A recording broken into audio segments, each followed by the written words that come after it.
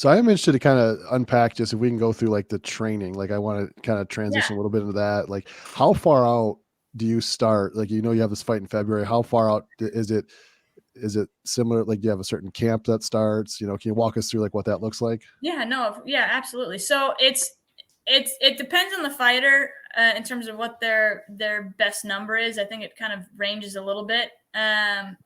Time flies, obviously, so you kind of don't want to set it up to where it's too close. But 8 to 10 weeks is my normal start. So 8 to 10 weeks, we're going in all in 2 days, 3 days sometimes, and it is all that there is fighting. Yeah.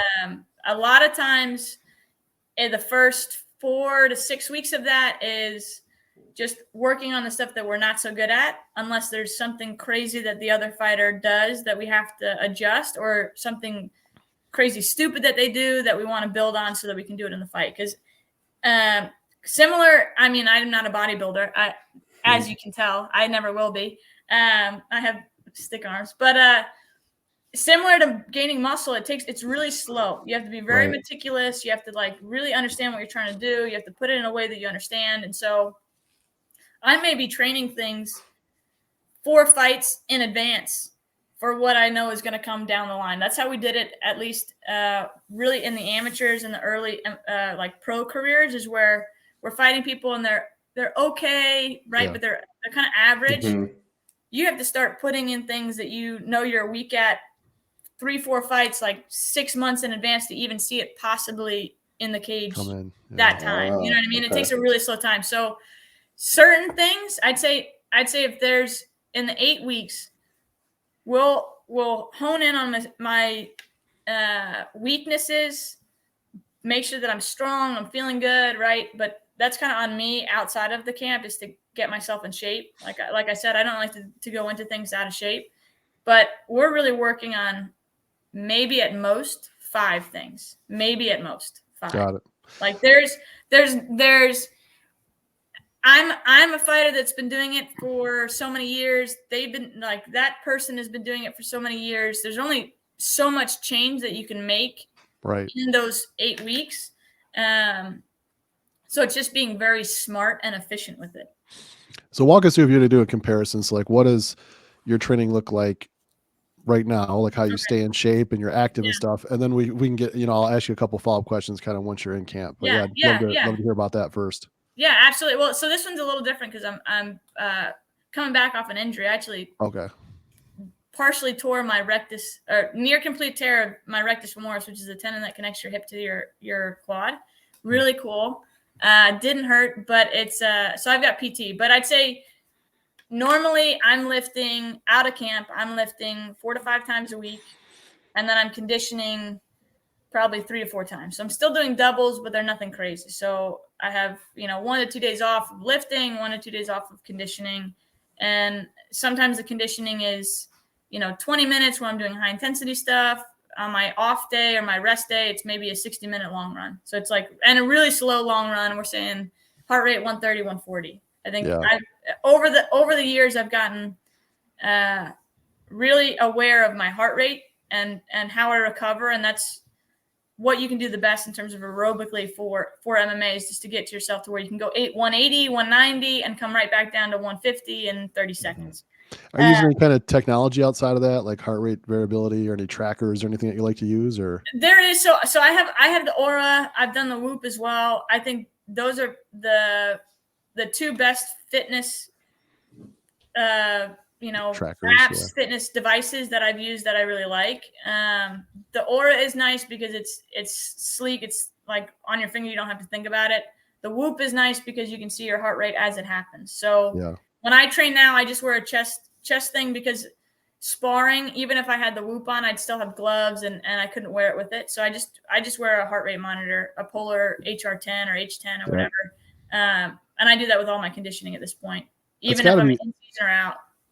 I got to think that's got to be helpful, because for someone like yourself who's so driven, right? Like I would imagine that some of your personality and your approach to getting things done could potentially in training work against you, like as far as overtraining or injury or something of that nature. So I would imagine, is that giving you some positive feedback of like how to adjust your training? Yes, yes. So my HRV is always low, I think, because of the businesses and military and everything else that I got going on. But I definitely use it to adjust. Yeah. So in the weekend, if I'm sore, my recovery isn't hitting it, and I wanted to do a 60-minute, maybe I do a 45 or a 30. Maybe I take it as a rest day. I've gotten much better listening to the people that know better than I do. So, I've got an MMA coach. I've got a strength and conditioning coach. I've got fascial stretch therapy. I've got a PT. I've got, I know when to delegate and say, like, hey, this is what I'm doing. This is what I'm seeing. How do we go from here? Right. Because in college, I mean, there's a trainer, but 3 concussions, AC tendon tear, sprained ankle, pre-ulcer from all the Tylenol and everything I was in a wreck. So I definitely have a tendency to keep moving forward, and the heart rate stuff shows me when I'm in a good spot, but it Right. also shows me when I'm in a bad spot. So like getting back into conditioning now is a little slower, than normally going into a fight. And so I'm looking at my heart. I'm like, okay, we got some work to do. We just got to put the time in, and we'll get there. But it's all data, and the way we use it is what's most important. Yeah. Yeah, and it'll be interesting to see. I know we can get into this more offline, but just kind of some of the supplements we sent your Yeah. way, and I'm interested to see like how that affects some of your training. Just get feedback on that we can talk about as you're going through your progress. But for the listeners out there, just kind of can you walk through now? What is it like? What is your week like when you're starting off in camp? Yeah. As far as weight training, what type of martial arts are you doing? There's so many different disciplines. I'm just curious to how all that unpacks like in a given week, let's say. Yeah. It gets quite crazy, I'd say. So we actually, the nicest thing is at this last camp, we actually got a pretty solid schedule to where Mondays was a lift in the morning, and then I drive about an hour to go train for 2 hours, and then I come back. So that was jujitsu and then some rounds, like semi-live rounds where I'm either working on the wall or I'm working sparring or ground. So it was that and no gi. And then Tuesday was cross training where I'm doing conditioning, and then I'm doing mitt work and striking. And then Wednesday was lift again, conditioning, and then it was like 5 to 8. It was 3 hours of MMA training where I'm doing more wrestling, no-gi, and then some type of clinch work, semi-live. Thursday, the same thing as Tuesday. Friday and Saturday, it either flopped where we were doing sparring. So I was either sparring on Friday or sparring on Saturday. And those could be 30 minutes to an hour and a half, depending on how many live rounds you want to do. Because depending on where you are in terms of the camp, right? It's either you're doing live rounds for grappling only, you're doing live round or ground only, you're doing live rounds wrestling only, you're doing live rounds sparring all together, or striking only with sparring, and then you can clinch work. So, and then Sunday was normally my recovery day, which was like a really long run, 60 to 75 minutes. And then whatever day I didn't spar, Friday, Saturday was another lift. So lifting like 3 times a week, and then MMA 6 times a week, and then conditioning kind of supplemented in there as needed in terms of like high intensity stuff, more or less. And I would admit, is your lifting more, would you say it's more like Olympic lifting, multi-joint? Is it isolated or combination of all the above? Like, what does that look like? So it changes a little bit as we go through. So he's gotten it to where it's a little bit more Olympic. I think the hardest thing with Olympic is that it's not always a natural movement, right? So you start with a basic of bench press, deadlift, squat. I really like the front squat, and then I got really good at back squat. So he'll have those primary movements in there, and then as we get closer to the fight, he'll add it to where there's more plyometric work. So think of it as like contrast. So bench press and then med ball throw, or deadlift and then jump. So it's a mix of being able to be strong and be under tension, and then be able to still get that lactic acid. Yeah. So it's a lot of fun. It makes the training a lot of fun. Out of season is where you see more of the, like this past, 2 months, it was more of strength. So single bench press, squat. We're just making things really, really strong. And we capped it off this past week with, 5-3-1s, 5-3-1, and then we're going to go into a little bit more complex work. So some accessory, but I think the accessory is only if I have an injury or if you see something in the lift that's a little off. Yeah. I haven't done a lot of accessory. I'd say it's multi-joint at the very least. Yeah. No, good stuff.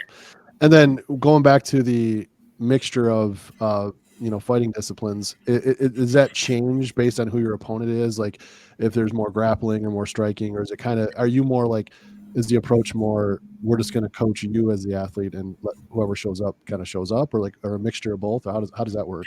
So my coach likes to say that he moneyballs it in terms of like looks at a fight. Sure. Yeah. So what I will do is, I know I'm really good at certain things. If you want me to spar every day, I will spar every day. I don't care how tired I am. I love to hit people, and that's why I'm where I'm at, right? Is it the best for me to be good at what I'm good at? Yes, but not the best. So then I start going, okay, so what are my weaknesses? And that's really what, like I was saying before, it takes so long to get a good base. Like the wrestling stuff, not this past fight, but the fight before, it was like, you got to work on your wrestling. I've been working on wrestling since I realized that we have to wrestle in MMA. Like people, okay, maybe I'm not doing it 6 days a week, but we did quite a bit of it, and we stacked it up this last time. So I'd say the base is always going to be close to the same, because I have a weakness and I want to get rid of that as much as I can. So it's probably going to be ground, grappling, wrestling heavy with striking. And the game plan, we're talking about working on those 5 movements towards like the latter part of the fight camp. That's where Mr. K will be like, hey, this is what I see she's doing. This is what you need to do. Or we'll talk through, the likelihood of her doing this and what you can pull off. So then it gets more catered to that exact fight. But before then, it's I'm very fortunate that I have coaches that don't need to be the one that knows the best, and so he goes, you learn what you learn, and if it works, then we'll make it happen. So Got it. Yeah. No, it's good stuff. Yeah, it's got to be really really great when you see comments online, like you said, like, she just work on wrestling. You're like, yeah, thanks. Or whatever the case is. Yeah, the fight before that was my roommate upstairs that probably couldn't run up the stairs without getting out of breath, telling me how to work on my conditioning was the funniest shit I've ever seen. He's like, this is what you got to do. I was like, okay, bro. Like, I still have the letter. I don't know exactly where it is, but I'm going to frame it one day, and it'll be next to the belt. So we'll see what happens. There you go. But, I was going to say, something tells me that fuels you. So Oh, absolutely. Listen, there's always, and that's what you get used to, is there's always going to be people that tell you can't, and they don't.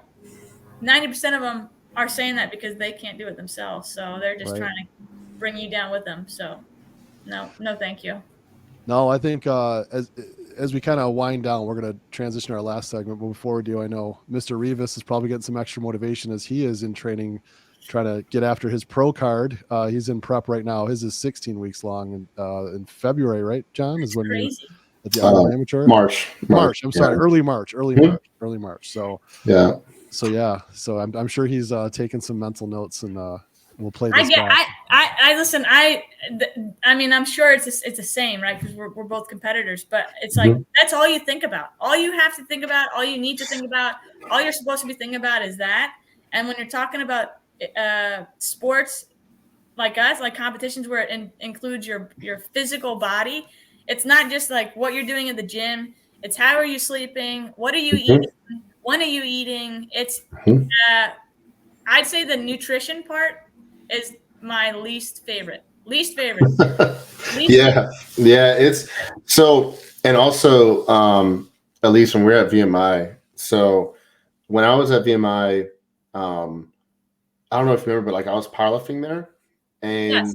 I had won junior nationals, and by the time I became a senior, I actually missed Hell Week, with my rats because I was at the World Championships with Team USA, and so I medaled there. So that was super cool. Yeah. A great experience and stuff. But it was one of those things where I had to eat, and I didn't get enough with the food from the mess hall, so I actually hid a microwave in my room. I had fridge for like 2 years. Yeah, so you had a fridge.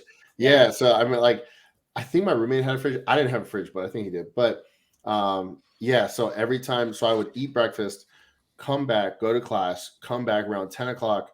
I would take like 3 things of oatmeal, and I would take a packet of tuna, and I would like eat it as fast as I could, run to the next class, come back, eat lunch, go back, like do the same thing throughout the day. And it was just to keep weight. Because I remember when I went over to Poland for the World Championships that I got there at 2. I weighed in when I got there at 240, 239. And then by Saturday, by the end of the week, when all the lifting, when I was my turn to compete, I weighed in at like 227. So within those few days, you have like, but everything was focused. Like I stayed up there during the summer just to train, you know, and I didn't even have to take a course just to train. And it's the same thing, you know, it's so cool seeing that athletes through different sports, you still have, whether it's bodybuilding, powerlifting, MMA, you have, I mean, when you're at a high level, you have to have that focus. You have to have the blinders on. You cannot, and then once you develop into your sport, you learn about the nutrition and you learn about these other things. That's like, oh, I have to nail all of these to be the best. But I think athletes like yourself, you see that as like, oh, cool. This is like, you don't see it as a negative thing. You see it as like, oh, cool. This is something else that can make me even better. Yeah. Oh yeah. Yeah. I will tell you that I'll take some tips on you though. Cause I like I said, I fought at 105. And so fighting at 105, I'd walk around maybe 120 out of season, not necessarily out of shape, but out of season. And then in camp, I got down to 118. And so then I'm going back into the cage at 118. It's 13 pounds for a short, like I was always the bigger person at 115. Now I'm still like my natural weight is 120. It was in camp. I'm eating an ungodly amount of food. Yeah. Ungodly. It's like 3,500, 4,000 calories. My BMR is maybe 16. Yeah. Well, okay. That's fine. Yeah. But it's insane. Yeah. Well, good stuff. Well, let's wanted to wind down here, so we're gonna do our rapid fire round here for you. So here we go. So we'll pick up the pace a little bit. So this round we like to call shoot, move, communicate. So we're gonna fire them off at you pretty quick. Do your best to keep them to 1-word answers, and if you have to, the last couple you can elaborate more. But if you do elaborate, it's okay. I don't think John or I can stop you, so do whatever you need to do. First one is we'll give you a layup. What accomplishment in fighting has made you the most proud so far? I always like to take a 0, so I'll say that. Taking a 0, taking somebody's O. All right, good deal. I like that. Next up, what accomplishment outside of fighting has made you most proud? I'd say probably RXO. That was a cool one. All right, good deal. Awesome. We talked about that. Great accomplishment there. One word to describe a UFC fighter. What is it? Crazy. Good deal. One word of encouragement to a young up and coming female fighter. What would it be? Fail and do it anyways. There you go. Good deal. Good deal. All right. Next up. Now this one, you get to pick of the 3. If you had to miss one, if it's either a meal, I think we know the answer, but a night of sleep or training, which one of the 3 would it be to miss? That would be a meal. Yeah. I'll outwork anyone. I got to eat though. It sounds like it. It sounds like it. All right. Next question. This is going to be a tough one. Choke someone or tap them out? Which do you prefer? Or I'm sorry, knock them out. I'm sorry. Knock them out. No, I would knock them out. I mean, if it's choke or submit them, right? Like armbar manipulation, then I'd put them to sleep. Then I want to put them to sleep. Like I want them to wake up and realize where they're at. Be like, oh, that happened. Yeah. That's it. Yeah. But knockout, of course. I'm always looking for that one. Yep. Yeah. I figured as much as I was writing these. So I'm like, you seem to really enjoy striking. So we'll So yeah, good stuff. All right, next one. Let's see. What is like maybe one word or one concept that is parallel to your approach in both business and fighting? Business and fighting concept. I'd say striving for excellence. So looking for imperfections, fixing little mistakes, making it all efficient. I think those are pretty simple principles that I try to go by both in business and fighting. Yeah. Awesome. Well, it's a good transition actually to business. So this one could be more broad answer. Okay. Just interested to talk because is it two and you're opening your third schools? So my coach has one. He sold me his second one. So I have one. He has one. We both own them outright. We have a kind of an agreement, licensing agreement between us. Awesome. And then we are opening a third together. So great. Yeah. So we're going to have 3 Kickside locations. We're actually the coolest part about that whole thing, talking about like expanding your spheres of influence, is I have an employee that I've known since he was 15. He's now 21. And we're looking to give him the opportunity to actually manage that and take some equity on it eventually. So awesome. That's the coolest part. But yeah, so we're opening a third Kickside. It would be my second. Cool. Well, and that leads to the question, which is obviously if you have 3, there's definitely some passion there or involved with 3. Talk to us about what's your why behind that?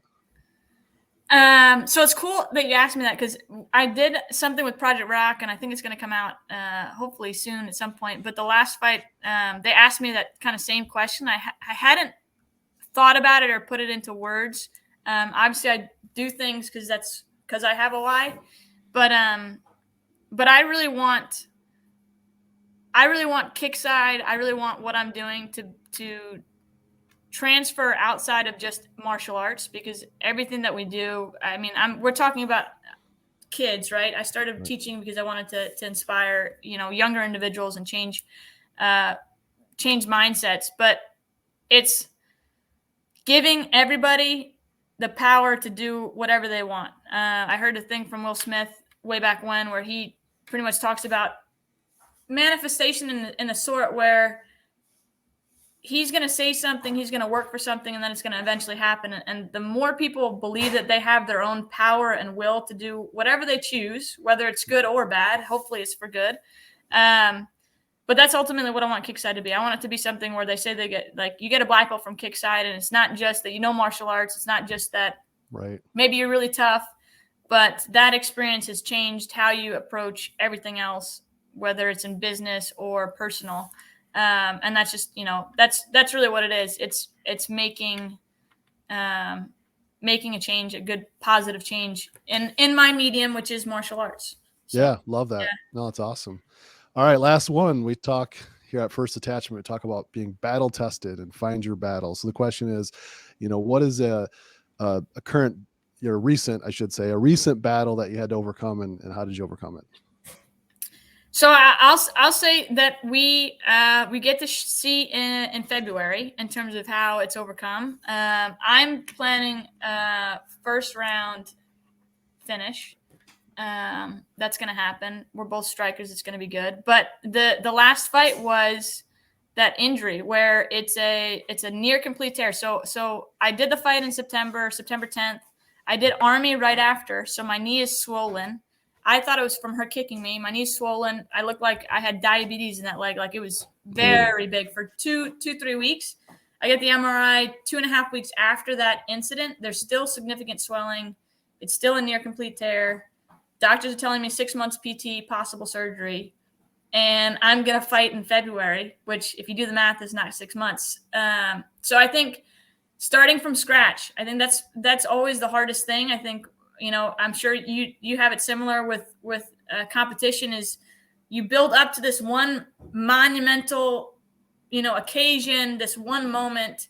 And then after that moment, you can try to build on it, but 90% of the time you're going to dip a little bit. And sometimes you get really just shot all the way down to the bottom, and still being able to pick yourself back up and just be like, okay, well, this is part of what life is losing and then winning and then losing and winning. So I think that was a big thing for me, is to realize that like we were saying before, people will tell you one thing, but now you can kind of define your own stuff. So I'm feeling really good. Training, PT's going really well, moving up really fast.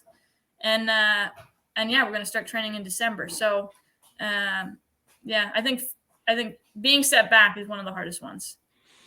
Well, hey, we're chug away. There you go. Well, we're excited for you. We're definitely rooting for you. We appreciate your time for jumping on with us for tonight. Tell everybody, we're going to have it all in the comments and in the show notes and things, but can you tell everybody just kind of where they can find you at if they want to see more of your content, look up your fights, those type of things, kind of give us just an overview of where they can find you? Absolutely. So Instagram, Twitter, all the same, Elise Reed MMA. You can look at on YouTube if you'd like, UFC Fight Pass. But the best way that you can help me out is follow me and ask me questions. Tell me what you want to see, and yeah, hopefully we'll have some more of these conversations. Awesome. Well, give us one more shout out to your gyms. Where are they located in the names? Yeah, so it's Kickside Martial Arts. One is in Montgomery, one is in Hillsborough, and the newest one, starting hopefully mid-December, is going to be Branchburg. So all in New Jersey. So if you're in New Jersey, hit me up. If you're outside of New Jersey, give me a few years and I'll meet you where you're at. There you go. Good deal. Good deal.